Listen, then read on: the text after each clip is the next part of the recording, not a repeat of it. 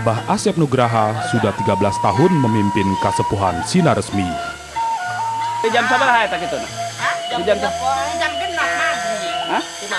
Tak mudah bagi bapak 4 orang anak ini memimpin Kasepuhan yang masih memegang budaya luhur menanam padi secara tradisional di tengah kemajuan zaman. Perubahan zaman memang mau tak mau mengakibatkan perubahan pada masyarakat Kasepuhan Sinaresmi. Hal-hal yang tadinya dianggap tabu, beberapa mulai dilanggar. Seperti menanam padi di luar musim tanam, hingga menjual lahan sawah kepada orang dari luar Kasepuhan. Kebutuhan warga itu banyak. Ini misalkan kalau udah butuh yang lain, akhirnya dijual ke orang yang bukan orang adat. Itu yang susah. Jadi kalau bukan orang adat berarti semaunya dia, karena dia tuh udah tidak pegang adat. Gitu. Adat susah untuk mengontrol itu. Adat punya kekuasaan untuk megang tanah. Sebetulnya balik lagi ke orangnya. Kalau orangnya masih patuh terhadap adat itu nggak keluar, dia nggak masalah. Tapi ini justru kan tadi sudah tidak pakai adat lagi. Itu yang jadi masalah.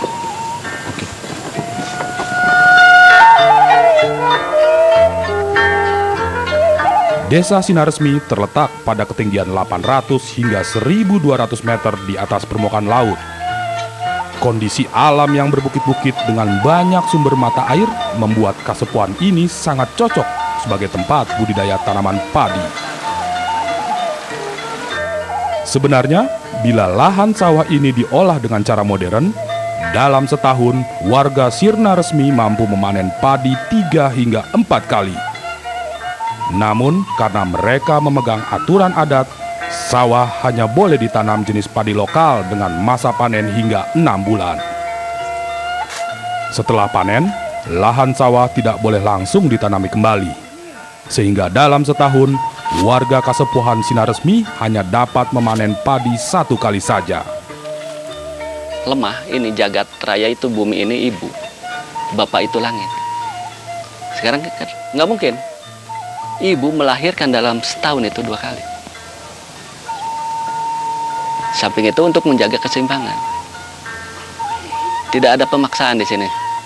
Berapa yang mau dikasih sama yang punya sama Gusti Allah, itulah yang kita harus syukuri. Kita mulai nanam. Pada jeda masa tanam, selama 6 bulan, warga Kasepuhan biasanya menggunakan lahan sawah mereka untuk budidaya ikan.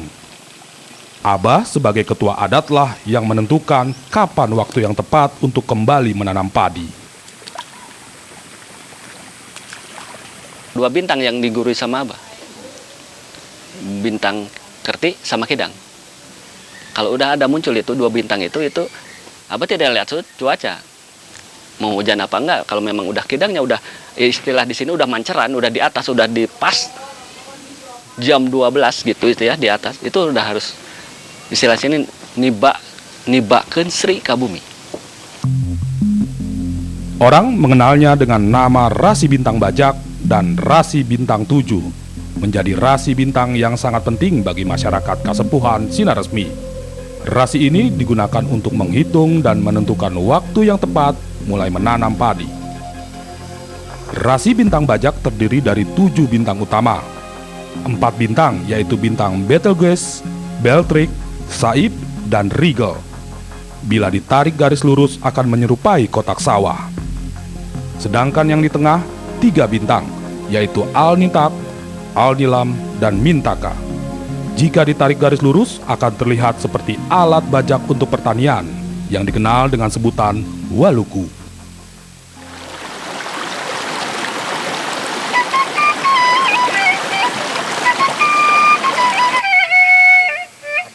Meski tak mengejar kuantitas panen, Abah Asep mengaku kearifan lokal dan tradisi bercocok tanam padi yang mereka lakukan berdampak positif terhadap hasil panen warga yang selalu melimpah.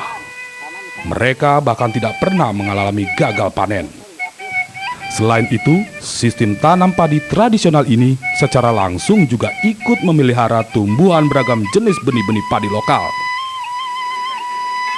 Untuk menjaga benih padi varietas lokal, dibantu oleh warga dan sebuah lembaga swadaya masyarakat, sejak 2 tahun lalu, Abah giat mengumpulkan beragam benih yang tersebar di lahan milik warganya. Tercatat, 68 varietas padi lokal berhasil Abah kumpulkan. Namun sayang, seiring berkurangnya lahan kasepuan Sinaresmi, jenis padi lokal yang mereka tanam juga semakin berkurang. Nanti yang dikhawatirkan sama Abah, jadi si warga, untuk memenuhi kebutuhannya itu, ngejual lahan. Ya lahan itulah yang tadinya jadi aset buat mereka yang bisa menjaga padi. Kalau misalkan dijual keluar, gimana ya? Jadi Abah juga merasa harus dijaga, jangan sampai terjadi begitu. Karena ada yang datang ke Abah, laporan Abah misalkan beli motor, tapi sama Abah ditanya, ini beli hasil apa? Kalau misalkan jual kerbau, nggak masalah. Jual pohon, misalkan ya tanaman-tanaman pohon yang di sini namanya talun, itu nggak masalah juga. Tapi begitu ditanya, itu hasil jual dari sawah, itu Abah gimana ya perasaan?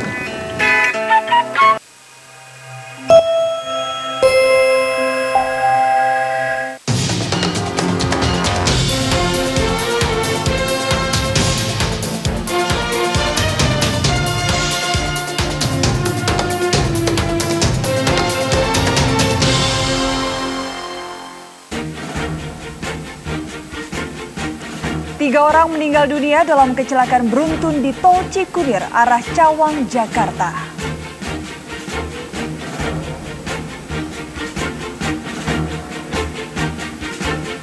Kenaikan harga cabai di sejumlah daerah kian tak terbendung.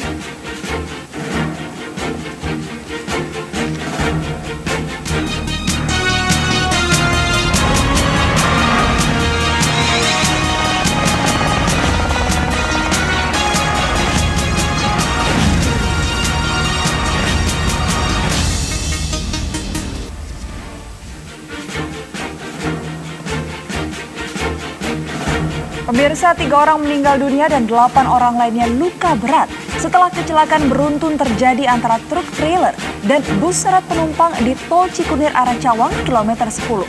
Selain kabar tadi, kami juga akan menghadirkan perkembangan terbaru dengan sejumlah informasi lainnya. Ada informasi apa, Stefani? Ya, ada sidang paripurna DPD RI tentang alat kelengkapan Dewan yang berakhir ricuh tadi malam. Bersama saya Stefani Susanto dan rekan saya Winda Yurawan, segera kita buka kabar siang untuk Anda.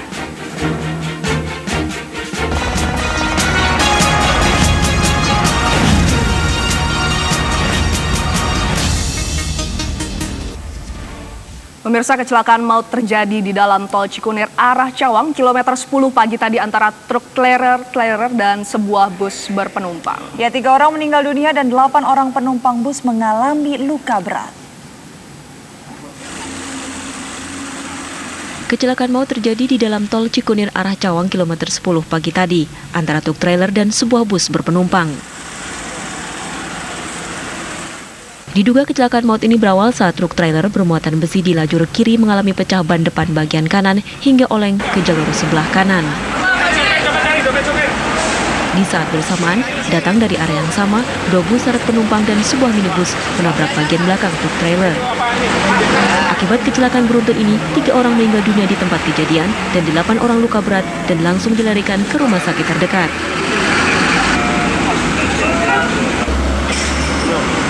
Insiden ini mengakibatkan kemacetan parah. Setelah mengevakuasi seluruh korban, pihak Jasa Marga bersama petugas Laka-Lantas Polda Metro Jaya juga memindahkan kendaraan yang menutup 2 jalur itu. Kecelakaan beruntun ini kini dalam penanganan Satlantas Polres Jakarta Timur. Dari Jakarta, Robin Effendi, TV One mengabarkan. Beralih ke informasi lain, pemirsa, sidang paripurna DPD RI tentang alat kelengkapan Dewan berakhir ricuh di saat pimpinan DPD menolak menandatangani hasil rapat paripurna luar biasa 15 Januari 2016 lalu. Pimpinan keberatan menandatangani keputusan tersebut karena mempersingkat masa jabatan pimpinan DPD bertentangan dengan undang-undang.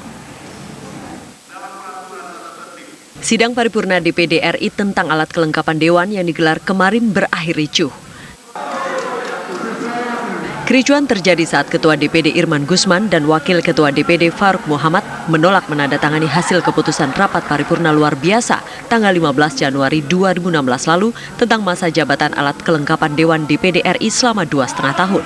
Beberapa anggota pun memprotes pimpinan DPD. Momen kesempatan terakhir bagi saudara pimpinan yang secara terhormat untuk menandatangani di muka sidang ini.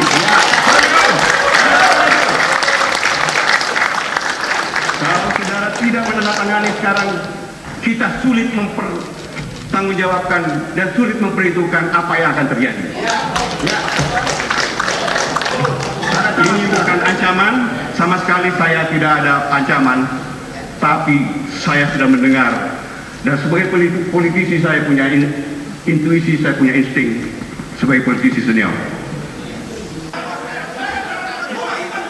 Sementara itu, Wakil Ketua DPD Faruk Muhammad mengatakan pimpinan keberatan menandatangani keputusan tersebut dikarenakan mempersingkat masa jabatan pimpinan DPD bertentangan undang-undang. Sebelumnya mengundang Badan Kehormatan.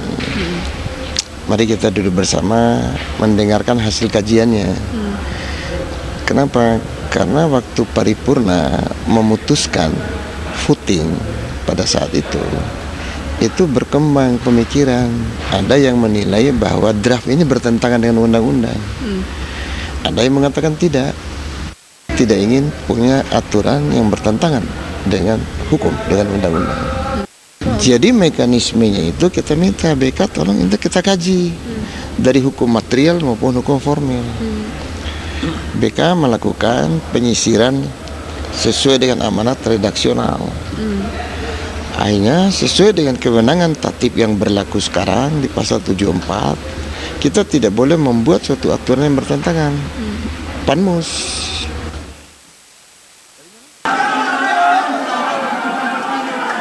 Munculnya usulan untuk mempersingkat